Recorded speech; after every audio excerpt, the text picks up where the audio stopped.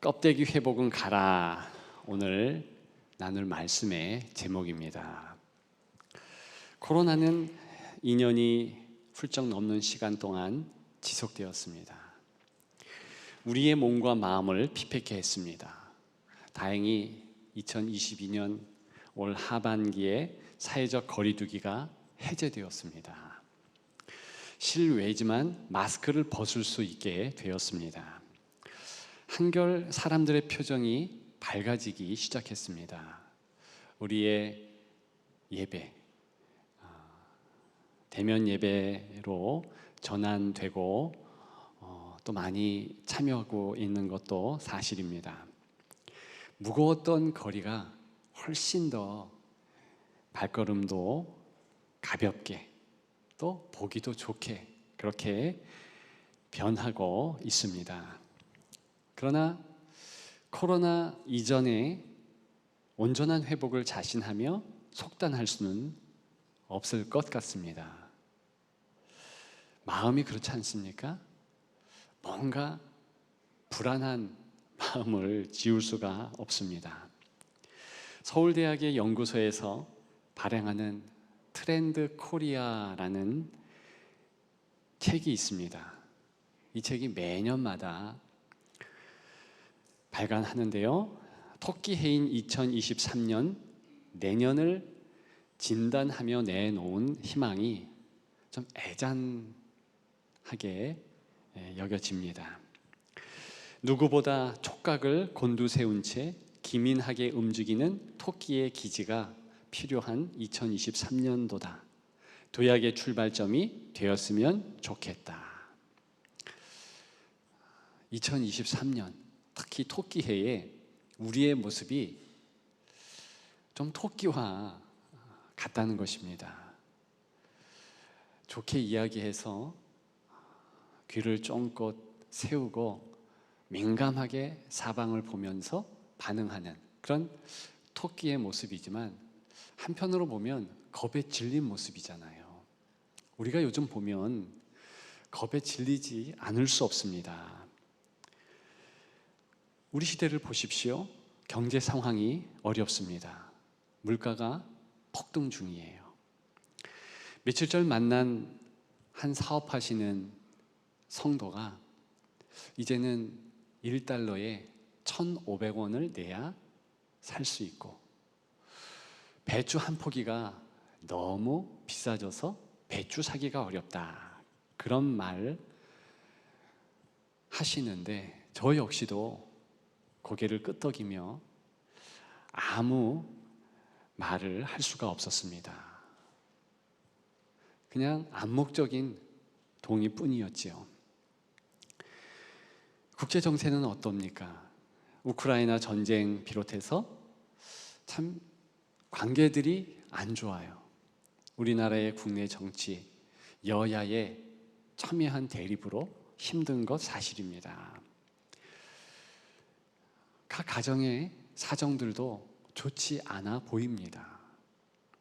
이럴 때에 모든 곳이 다 회복되었으면 좋겠다. 그런 소망이 당연하지 않겠습니까?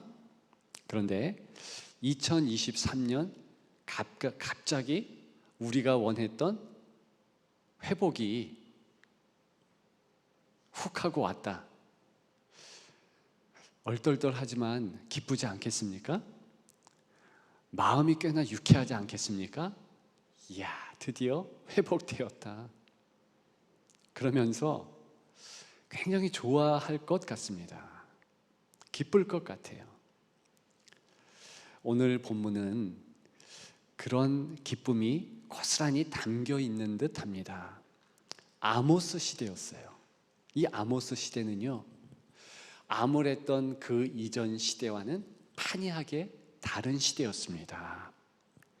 옛날 구가했던 다윗과 솔로몬의 영광의 시대가 회귀한 듯 보였습니다.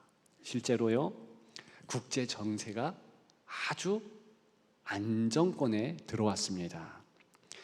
애굽 또 북방의 열강들이요, 자국 사정으로 인하여서 전혀 중동의 조그마한 땅 이스라엘, 유대를 넘보지 않았습니다. 아예 관심조차 두지 않는 때였습니다.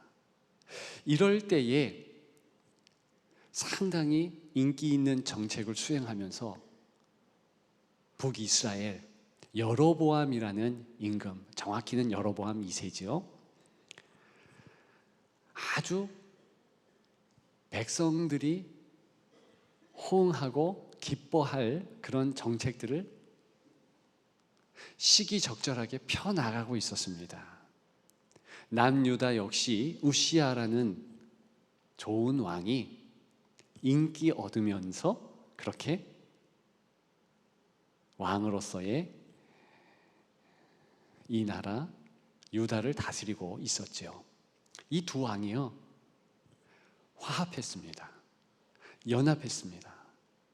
비록 두 나라가 나뉜 것은 맞지만 한 나라와 같이 한 목소리 내고 경제적인 협력도 어느덧 이루었습니다.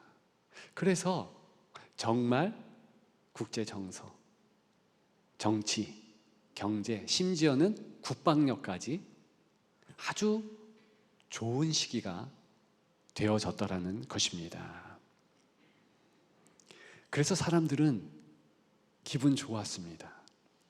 그래서 많은 이들이 길거리에서 웃고 떠들고 다녀도 다 이해하고 함께 기뻐하고 그럴 굉장히 좋은 회복된 시기라 여겨졌습니다. 그런데 아모스는 목소리를 높입니다. 그 회복 가짜라 했습니다. 껍데기 회복에 불과하다 했습니다. 맞습니다. 참된 회복이 사실은 아니었습니다. 오늘 본문은 참된 회복이 무엇인지 말해주고 있습니다. 그리고 껍데기 회복은 가라 명하고 있는 것입니다. 본문에 의하면 아주 단촐한 결론이 도달됩니다. 참된 회복은 이것이다.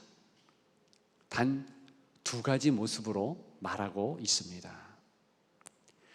11절에 다윗의 무너진 장막이 세워질 때가 바로 참된 회복이 있는 때다 말하고 있으며 12절에 에돔을 얻을 때 바로 그때가 참된 회복의 때다.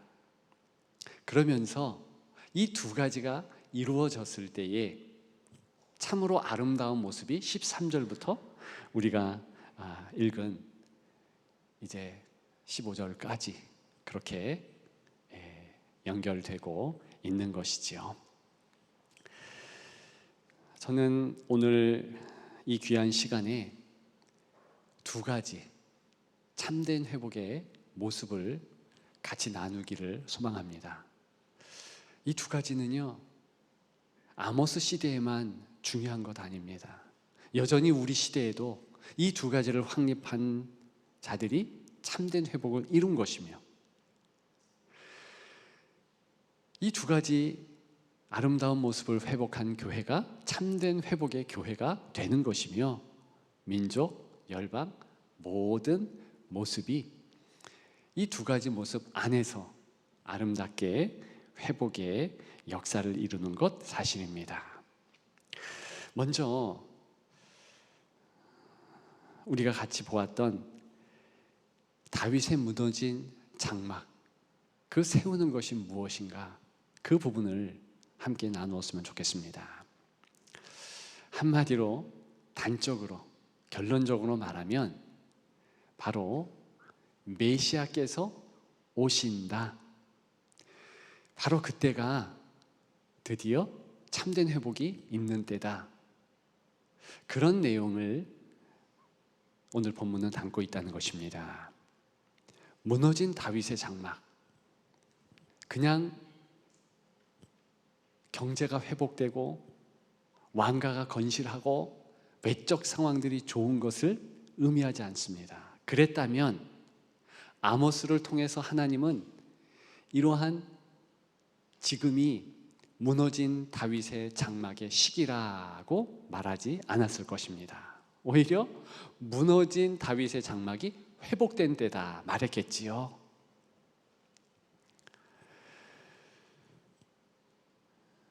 정말 다윗의 무너진 장막이라는 것은 성경에서 반드시 메시아와 연결되는 내용이구나, 그렇게 우리가 말하지 않을 수 없습니다.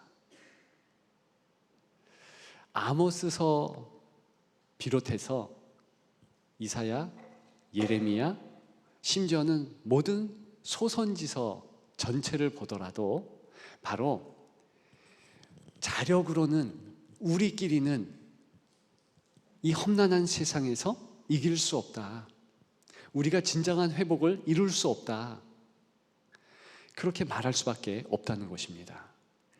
하나님께서 하늘의 도움으로 이 땅 가운데 메시아를 보내야만 회복이 올 수 있다. 그것이 이제 오늘 본문에 담긴, 그리고 전체 성경의 내용이라는 것입니다. 저와 여러분들이 이 땅을 살아가면서 우리 스스로가 다른 회복을 염원할 수 있겠습니다.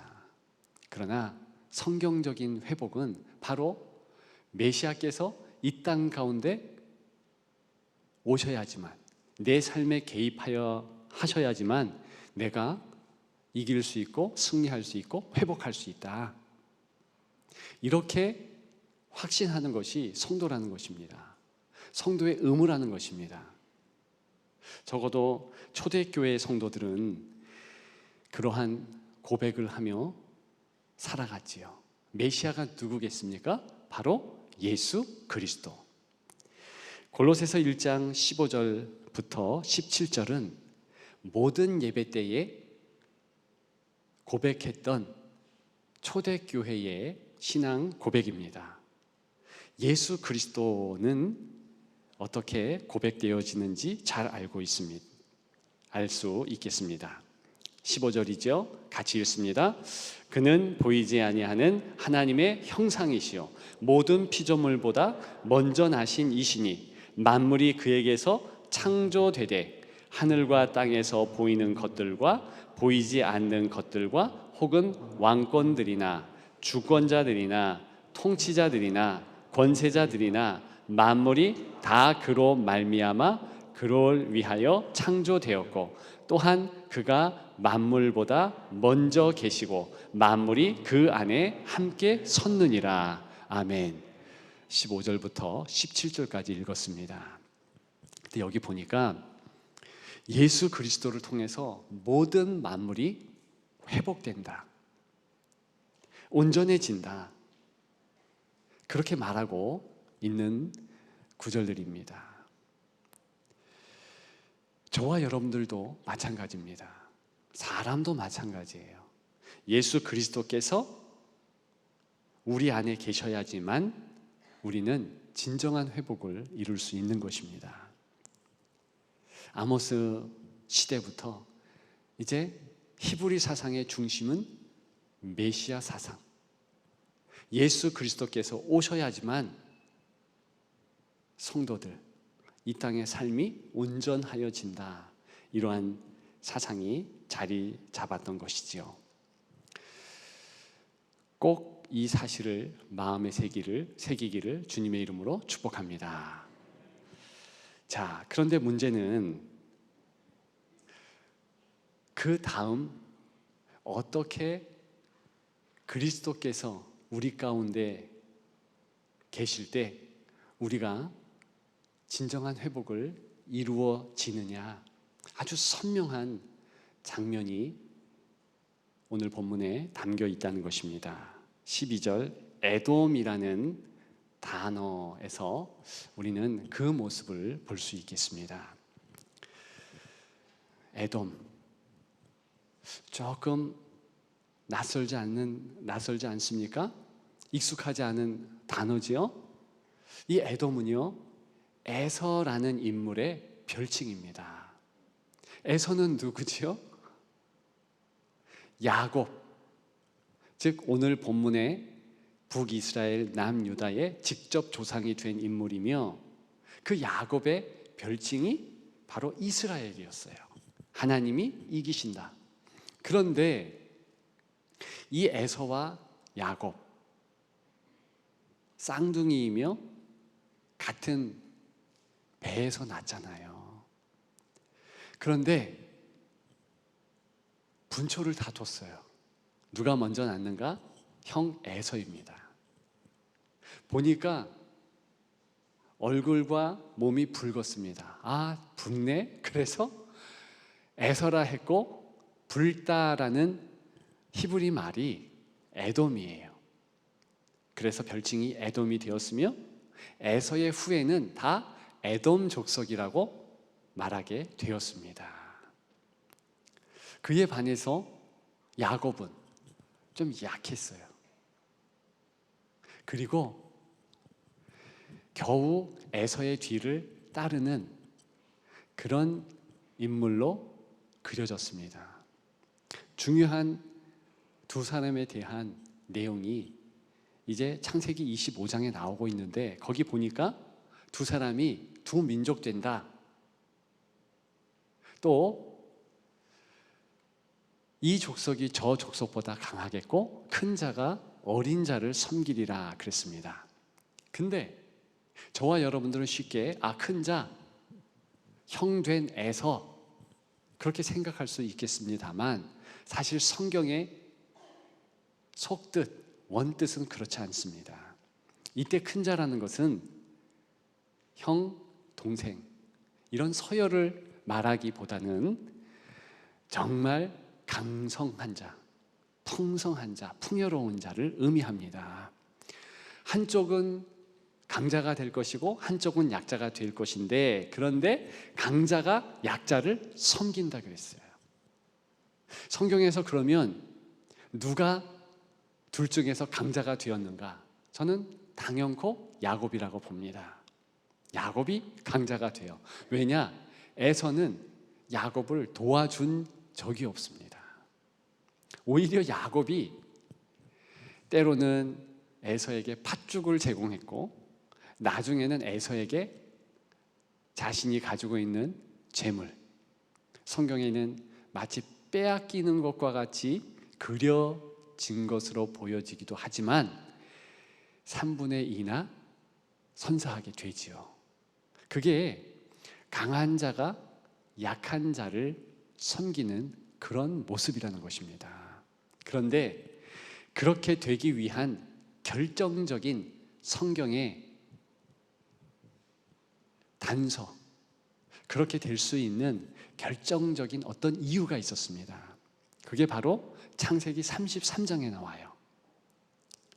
이제 이렇게 에서와 야곱은요, 불목하게 되죠. 반목하게 되죠. 특히 자기의 복을 가로챘다라는 죄목으로 자기 동생 야곱을 죽이려고 하는 에서의 모습이 보여집니다. 그리고 야곱은 야밤 도주를 하게 되죠. 그리고 또 한 20년 있다가 이제 다시 가족의 품으로, 고향으로 돌아오게 됩니다. 바로 그때 에서는 너무나 강력한 군대를 가지게 되었고, 또 에돔의 왕이라는 칭호를 받게 됩니다. 힘이 있고 능력이 있고 가진 자였어요. 물론 야곱도 어느 정도 물질도 있었고 능력도 있었고 재물도 있었지만 에서에 견줄 수가 없었습니다. 에서는 동생 야곱이 돌아온다는 소식을 듣자마자 군대를 편성합니다. 400명을 데리고서 이제 야곱에게 오게 되지요. 그런 소식만 들어도 움찔하지 않겠습니까? 만일 그저 자기를 환영한다. 그러면 그 많은 인원이 필요하겠습니까? 뭔가 해꾸지하거나 뭔가 좋지 않은 일을 벌이려고 하는 그런 징조로 이해합니다. 야곱이 어떻게 했겠습니까? 약복강이라는 곳으로 달려갑니다. 무릎 꿇고 기도하죠.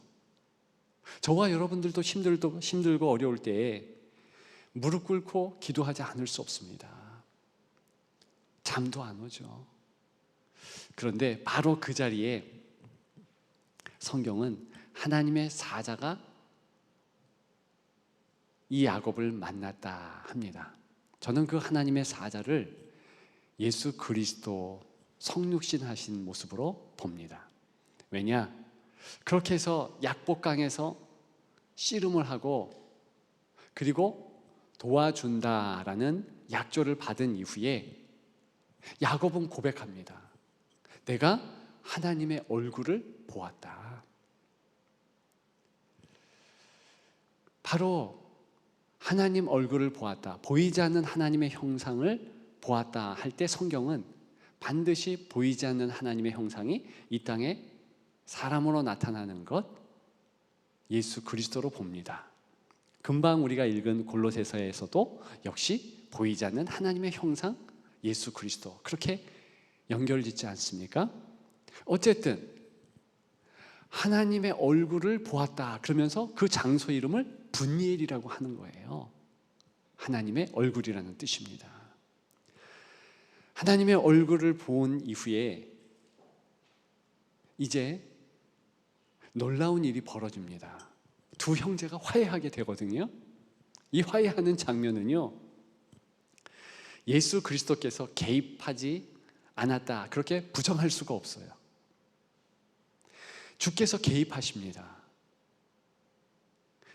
우리는 창세기 33장 10절을 보면서 그런 개입의 모습을, 그 증거를 찾을 수가 있는데, 이제 화해한 이후에 야곱이 이런 고백을 형에게 합니다. 내가 형님의 얼굴을 배운즉 하나님의 얼굴을 본 것 같사오며, 형님 얼굴을 봤더니 하나님 얼굴을 본 것 같대요.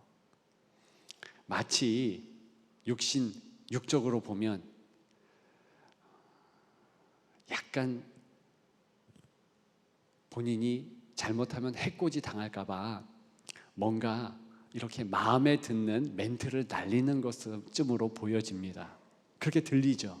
근데 영적으로 보면, 원뜻으로 보면 전혀 그렇지 않다는 것입니다. 실제로 에서의 얼굴에서 하나님의 얼굴, 즉 예수 그리스도의 얼굴을 봤다는 것입니다. 그래서 똑같은 하나님의 얼굴을 보았다 이런 표현을 하게 되는 것이지요. 그리고 그리스도의 얼굴을 먼저 본 자가 강한 자예요. 그리스도가 풍요의 중심, 풍요 자체이시니까. 성경은 그리스도를 간직한 자, 그리스도를 본 자, 그리스도를 앙망한 자, 바로 그가 강한 자라고 말합니다. 왜? 그분이 강하기 때문에. 그리스도를 간직한 자, 큰 자라고 여깁니다. 왜요? 그리스도가 큰 자이므로, 가장 크신 분이므로. 따라서 돈이 있건 많건, 군대가 있건 많건, 있건 없건 그거 관계없이 지금 그리스도의 얼굴을 보았어요. 또 에서에게서 그리스도의 얼굴을 볼 수 있는 자, 그가 큰 자라는 성경의 증언인 거예요. 그리고 바로 이 사건에서 오늘 본문의 아모스는 목소리 높여서 그러한 강한 자, 그러한 큰 자가 어린 자를 섬길 때에 온전한 회복이 이루어지는 것이다 라고 말하고 있는 것입니다. 다시 얘기해서 저와 여러분들이 스스로 인정할 때, 이야 참 힘든 정국이다, 어떻게 이 난관을 타게 할 것인가? 내 건강의 상황, 내 경제적인 상황, 모든 상황이 형편없다. 내가 쓰러질 것 같다. 그렇게 할 때라도, 여길 때라도 우리가 금방 살펴본 에돔 앞에 이스라엘, 에서 앞에 야곱과 같이 그저 하나님의 얼굴을 볼 수 있다면, 그 하나님께서, 예수 그리스도께서 함께 하시는 것을 느낄 수 있다면 그는 강한 겁니다. 그는 능력이 있는 거예요. 그는 넉넉히 이기는 줄 믿습니다. 이것이 오늘 성경의 코어예요. 핵심 포인트입니다. 저와 여러분들이 붙잡아야 할 거예요. 만일 그리스도께서 함께 계신다면 우리는 승리할 것입니다. 다른 아무 우리가 기뻐하고 즐거워할 조건이 없다 해도 반드시 그렇게 될 것입니다. 그것이 바로 초대교회 성도들이 믿는 유일한 내용이었습니다. 그것이 바로 호세아, 아모스, 모든 선지자들이 붙잡는 강력한 힘의 원천이었습니다. 우리가 만일 그 사실을 마음에 새기고 나아가면 승리하는 줄 믿습니다. 목자인 아모스는 이런 이름의 뜻을 가지고 있습니다. 짐을 지는 사람, 짐을 진다라는 것이 아모스의 뜻이에요. 실제로 그 이름의 뜻대로 남유다의 드고아 출신의 한난 목자인 사람이, 게다가 전문 선지자도 아니고 그런 교육도 전무한 이가 단 한 가지, 저 북이스라엘을 참되게 회복시키겠다라는 마음을 가지고 북이스라엘로 올라갔었죠. 그런데 그는 실패하고 맙니다. 아모스의 유명한 말이 있습니다. 정의를 물같이, 공의를 마르지 않는 강같이. 그런 나라 되어졌으면 좋겠다. 하수같이, 정의를 하수같이. 개역 한글 전에 번역은 그런 표현이 있죠. 저는 이 표현이 더 멋지더라고요. 아무튼 그런 마음을 가지고 마음을 다해서 선포하고 북이스라엘을 섬겼는데 실패합니다. 진정한 회복을 가져올 수 없었습니다. 다만 참 아모스 대신 그리스도께서 우리의 짐을 지실 때에만 승리할 수 있다라는 귀한 사실만을 남겨 놓았습니다. 우리가 붙잡을 사실이지요. 예수 그리스도는 이 말씀을 하셨지요. 수고하고 무거운 짐진 자들아 다 내게로 오라. 내가 너희를 쉬게 하리라. 그렇죠. 예수 그리스도에게 나아간 자, 예수 그리스도께 인생의 모든 짐을 맡길 수 있습니다. 그분은 넉넉히 그 인생의 모든 짐을 다 가져갈 수 있는 분입니다. 그 예수께서 함께 있을 때 성경은 바로 그때가 공의와 정의가 이루어진 때다 결론 짓습니다. 우리가 언제 정의로워지고 언제 공의를 논할 수 있는가? 우리 스스로 윤리 도덕을 챙기고 행동하고 안 돼요. 그리스도께서 함께 하실 때만 그게 가능하며 그때만 우리는 진정한 회복이 이루어질 수 있습니다. 바로 그것이 참된 회복이죠. 여러분 어떻습니까? 그 진정한 회복이 여러분들 것 되기를 소망하지 않습니까? 저는 소망합니다. 아무쪼록 예수 그리스도로 이 험난한 때에 주의 참된 회복 이루어서 그분 때문에 승리하고 그분 때문에 기쁨을 갖는 여러분 되시기를 주님의 이름으로 축복합니다.